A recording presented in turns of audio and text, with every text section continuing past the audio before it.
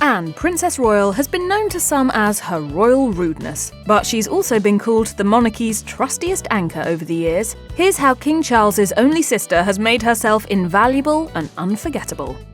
In March 1974, Princess Anne was travelling to Buckingham Palace after attending an event. A man named Ian Ball fired shots at her car, injuring the driver. A nearby journalist and 2 police officers also suffered gunshot wounds. Somehow, Anne remained perfectly calm. Ball approached her and told her that he was going to kidnap her and demand a £2 million ransom, which he said would be donated to the National Health Service. Anne wasn't impressed or intimidated. When Ball told her to get out of the car, she reportedly shot back, "Not bloody likely." She later talked about the kidnapping attempt on the talk show Parkinson in Australia. I was scrupulously polite, because I thought it was silly to be too rude at that stage. She added that she asked him to be on his way so they could forget about the whole ordeal. Anne told Vanity Fair that the only time she got upset was when her dress got torn during the incident. Police managed to defuse the situation, and Anne went home without a scratch, and with a killer reputation.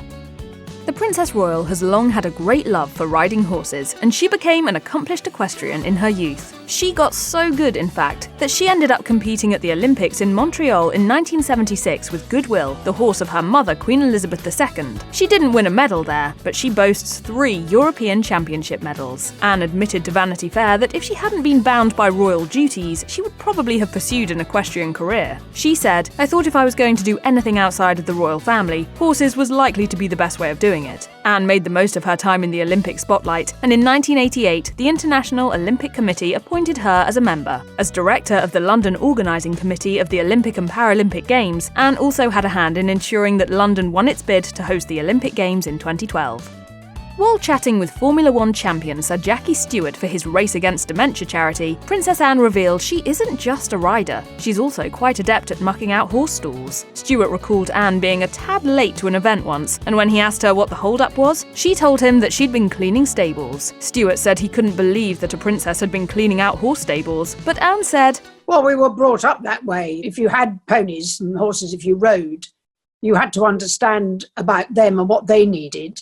Anne added that her mother, Queen Elizabeth, was very strict about making sure everything was cleaned up after a ride. Anne wasn't allowed to simply ride her horses and then leave them to be taken care of afterward by palace staff. It was her responsibility to do all the dirty work herself. While boarding school is many kids' worst nightmare, Princess Anne couldn't wait to leave the palace to attend one. The only problem was that it was tradition for girls in the royal family to attend school at home. Even Queen Elizabeth II, for all her accomplishments, never attended boarding school. Princess Anne followed in her mother's footsteps at first, receiving her education within the walls of Buckingham Palace with her governess, Catherine Peebles. But the moment she was old enough to be admitted to boarding school, Anne jumped at the chance. Her brother, King Charles III, had a less than great experience at boarding school, yet Anne remained undeterred. The Princess Royal told Vanity Fair, "I was ready to go to school. I had a governess and 2 friends, and that was never going to be enough really, so I was only too pleased to be sent off somewhere else." Anne attended Benenden School in Kent from 1963 to 1968. Princess Anne loves fast cars so much that she once snuck out of the palace to race one. In 1971, Anne and the aforementioned Sir Jackie Stewart took a road trip to race a sports car in Silverstone without Queen Elizabeth II knowing a thing. Stewart and Anne finally talked about it publicly in 2020, as Stewart recalled that Anne wasn't exactly happy that he was the one driving them to Silverstone when he picked her up at Windsor. The car the two were driving in was, in Stewart's words, a very hot British touring championship car. No wonder Anne was itching to take the wheel. Stewart said that he always knew Anne to prefer the driver's seat. "You were always keen to be behind the wheel, that was for sure." Anne later admitted that she's not, quote, the world's best passenger. Once the two arrived at the track, Stewart allowed Anne to have some fun and drive. It turned out that the royal didn't even need much coaching. She was pretty much a natural, and Stewart eventually lost count of the laps she took around the track. A picture taken on the day was kept out of the press at the time because Buckingham Palace didn't have any knowledge of Anne's little outing. Princess Anne's need for speed wasn't just limited to the racetrack. After some speeding infractions in the 1970s, in October 1990, reports surfaced that Anne had been fined $295 after exceeding the speed limit twice. Anne was driving 77 in a 60-mile-per-hour zone the first time she was caught. The second time, she was driving 90 in the same speed zone. When asked for comment, Buckingham Palace followed its age-old protocol of replying with no comment. As a result of those 2 driving offences, Anne's driver's licence was revoked for a month. Ever the rebel, this didn't deter the Princess Royal from burning rubber again in 2000 in what was quite a hilarious turn of events. Anne was making her way to a royal engagement, found herself in slow traffic, noticed a police car behind her, and thought it was there to escort her. She stepped on it to get out from behind the slow-moving cars so she was easily visible to her supposed escort. When the car started flashing its lights at her, Anne thought it was thanking her for moving into its sights. In the meantime, the cops wanted her to pull over so they could write her up because she was driving 93 in a 70-mile-per-hour zone. A guilty plea in court, and $570 later, Anne was free to take to the road again guilt-free, though with an extra 5 penalty points against her licence.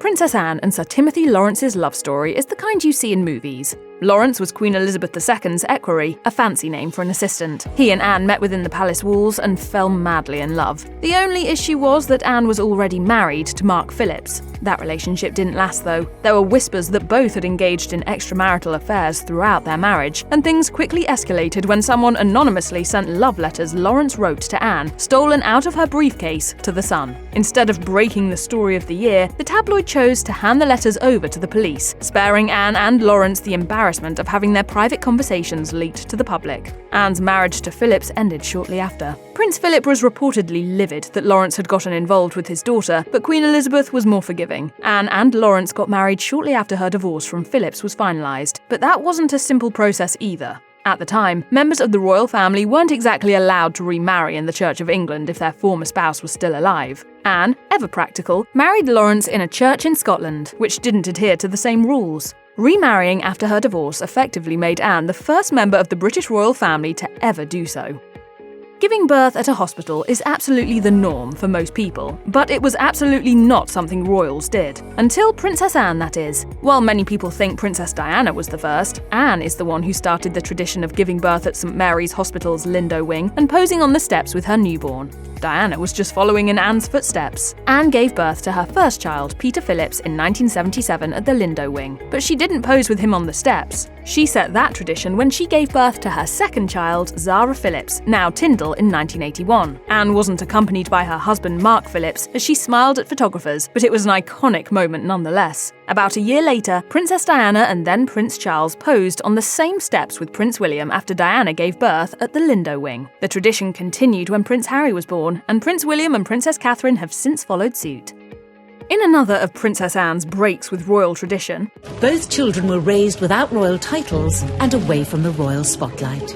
At first, many found it hard to believe and were surprised when the palace confirmed it. In true Buckingham Palace style, the public wasn't told why Anne and her husband had decided to forfeit their children's titles. Still, the speculation was that Anne and Phillips didn't want their children constrained by the monarchy. It turns out those rumours were mostly right. Speaking to Vanity Fair in 2020, Princess Anne finally explained her decision, saying, "I think it was probably easier for them, and I think most people would argue that there are downsides to having titles, so I think that was probably the right thing to do. Now that they're adults, Anne's children believe she did right by them." While appearing on the Rob Burrow 7 podcast, Anne's daughter Zara Tyndall praised her mother for the decision.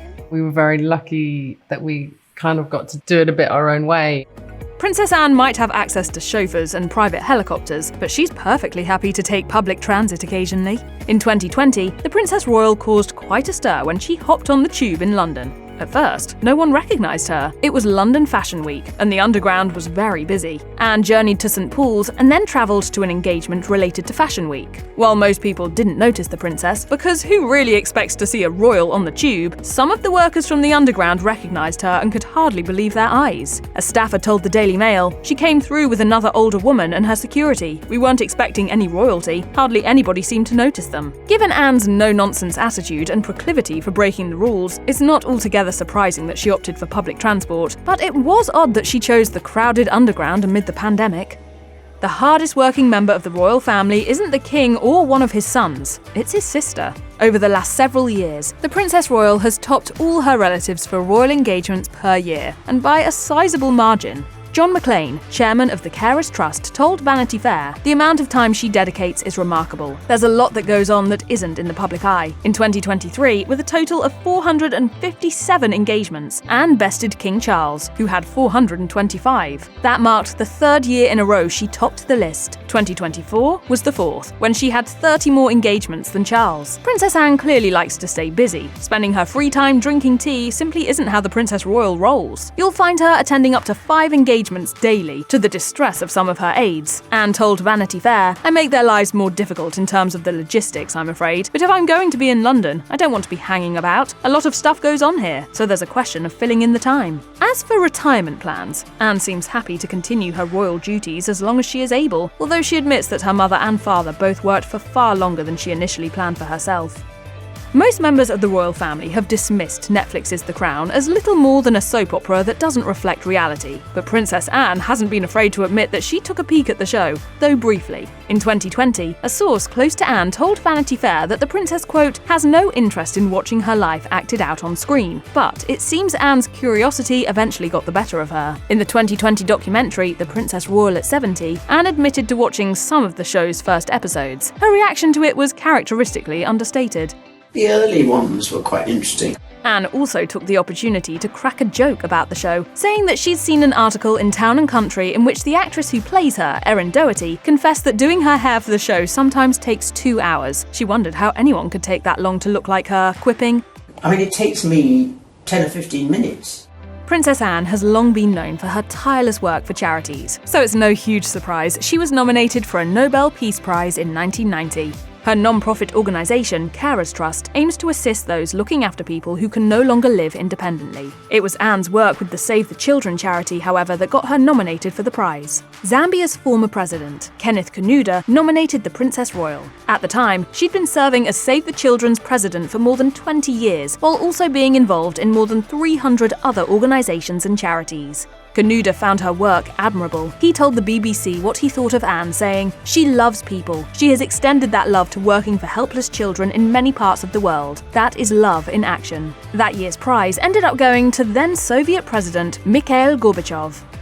The royal family's role in international diplomacy is mostly to welcome foreign dignitaries and host them at state dinners, while the more involved diplomatic work is up to the Prime Minister and other officials. But the royals have had some clashes with US presidents. In one case in 2019, Princess Anne seeming to blow off President Donald Trump spread like wildfire across the internet. In a video of the supposed snub, Queen Elizabeth II can be seen chatting with the president and his wife, Melania Trump, and then looking over at Anne, who was standing on the sidelines. The Queen can be seen beckoning to her daughter. Anne looks at her mother and shrugs, with Trump and his wife looking on. Anne then cracks a smile but makes no move towards the president. Naturally, everyone thought the brash Princess Royal was publicly blowing off the president. But it turns out Anne stuck to royal protocol for once, and this was not her taking a political stance. According to The Guardian, when the Queen asked Anne whether anyone else was lined up to meet her, Anne shrugged and indicated that it was just herself and the other royals in view. A source who spoke to Vanity Fair said remaining politically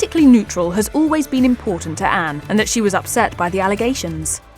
When Princess Anne takes a tumble, she does so in style, and she doesn't need anyone's help to get back up, thank you very much. An incident that occurred in 2007 spawned various headlines, some of them quite funny, like the Daily Mail headline that read, "Hands off, one can pick oneself up, says Anne." The Princess Royal was indeed quite adept at getting up by herself after slipping and falling while visiting the island of Guernsey. Anne was on a walkabout when she slipped and took a graceful fall. Bailiff Geoffrey Rowland, who was next to her, dashed to her aid, and in the awkward scuffle that followed, Anne made it abundantly clear that she did not need his help. She got up alone, barely using her hands. Read, "She's got excellent core strength," and told Rowland to leave her be. She said, "No, don't do that, thank you. I'm perfectly capable of getting myself up." Rowland later told the press that he was impressed by Anne's quick recovery, saying, "I offered her my assistance, but no damage was done. She was mildly shaken, but swiftly recovered and was determined to continue with the walk through St. Peter's Port." She was soon acknowledging bystanders in her usual relaxed and engaging way. The royal family generally needs to watch their tongues for obvious reasons, but Princess Anne has managed the art of being both outspoken and respectful at the same time. Those who know her well say that much like her mother, Queen Elizabeth II, her dry wit is unmatched. Carers Trust chairman John McClane told Vanity Fair, "She's had me in stitches over some very naughty jokes." While visiting Moscow in 1990, Anne was asked what it was like to have Buckingham Palace as her private property. Anne chuckled and replied, "Well, I don't know because it isn't." The audience laughed before she explained that the palace is owned by the state, not the royal family. Then there was the iconic moment when Anne and former Scottish footballer Denis Law were presenting the 2019 BBC Sports Personality of the Year award. Anne could be heard encouraging him as he began to present the award, but Law decidedly did not have it in hand and mangled the year. The winner of the 219 BBC Sports Personality 2000. After correcting him, Anne looked heavenwards and scrunched up her face in disbelief. The Princess Royal also once comically described what royal engagements are like. The Standard quoted her as saying, "When I appear in public, people expect me to neigh, grind my teeth, paw the ground, and swish my tail, none of which is easy." Princess Anne gets things done, and when it comes to her hair and makeup for royal engagements, she often relies on her own skills to look striking. When Vanity Fair's reporter Katie Nicholl spent a day with Anne, she observed the Princess Royal quickly getting ready for public appearances. Not only did Anne do her own hair and makeup, but she also chose her own outfit with no help from a stylist. Anne is as independent as a woman in the royal family can be. Doing her own makeup also allows Anne to break the rules a little. While it's said that it's a royal protocol to steer clear of bright lipstick, Anne has sported a classic Taylor Swift red lip on plenty of public outings, and she's doing it right too, according to experts. Makeup artist Saffron Hughes told Express she pairs her Hollywood glam bold lip with minimal other makeup, letting her freckles and clear complexion shine in contrast. Princess Anne's day-to-day appearance remains fairly understated, which means her lip adds an even more high-fashion edge. Clearly, Anne knows what she's doing. The same goes for her outfits. She's been praised for her fashion choices by none other than British Vogue editor Edward Enninful, who once dubbed her a true style icon, telling Vanity Fair she is timeless in her style and she wears a tailored suit better than anyone else I can think of.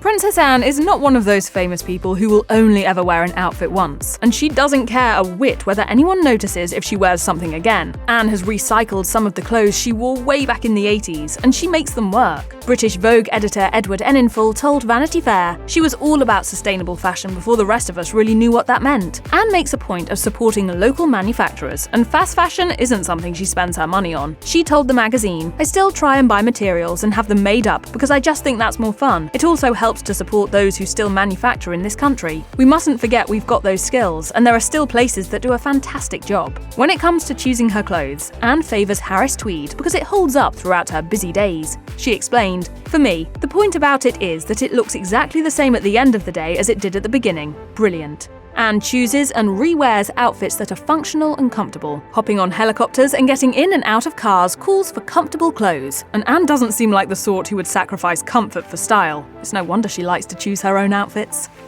Princess Anne has no time for scrolling social media. In fact, the Princess Royal has never even used a social media platform. She's got people for that. In the documentary, Anne, the Princess Royal at 70, Anne revealed that she's not a fan of social media at all, mostly because she's seen the pressure it puts on younger members of the royal family. She also doesn't think it truly connects people and believes that meeting individuals face-to-face is the best way to do things. I know what Twitter is, but I wouldn't go anywhere near it, if you paid me, frankly.